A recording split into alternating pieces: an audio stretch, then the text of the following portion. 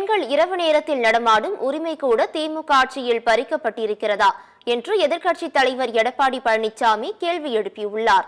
அவரது எக்ஸ் தள பதிவில் சென்னை ஈசிஆர் சாலையில் காரில் சென்ற பெண்களை திமுக கொடி பொருத்திய காரில் வந்த சிலர் சாலையின் நடுவில் மறித்து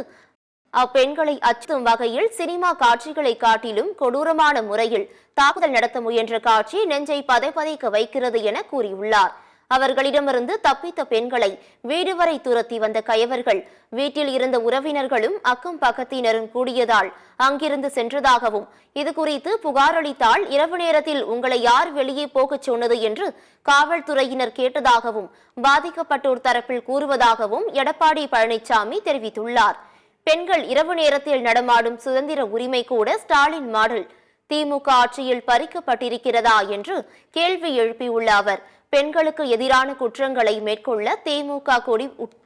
உள்ளிட்ட ஆளுங்கட்சி அடையாளம் என்பது லைசன்ஸா என்றும், குற்றம் செய்பவர்கள் திமுகவினர் என்றால் காவல்துறை ஆமை வேகத்தில் காலம் தாழ்த்துவதுதான் செயல்படுமா எனவும் கேள்வி எழுப்பியுள்ளார். யார் அந்த சார் என்ற நீதிக்கான கேள்விக்கு எரிச்சல் அடைந்த ஸ்டாலின், இந்த சார்கள் பற்றி என்ன சொல்ல போகிறார் என்றும், மாநிலத்தின் பிரதான சாலையான ஈசிஆரில் பெண்களை இப்படி கொடூரமாக வழிமறித்து தைரியமாக தாக்க முயலும் அளவிற்கு தமிழ்நாட்டின் சட்டம் ஒழுங்கை அடியோடு கெடுத்துள்ள இந்த ஸ்டாலின் மாடல் திமுக அரசுக்கு கடும் கண்டனத்தை தெரிவிப்பதாகவும் எடப்பாடி பழனிசாமி கூறியுள்ளார்.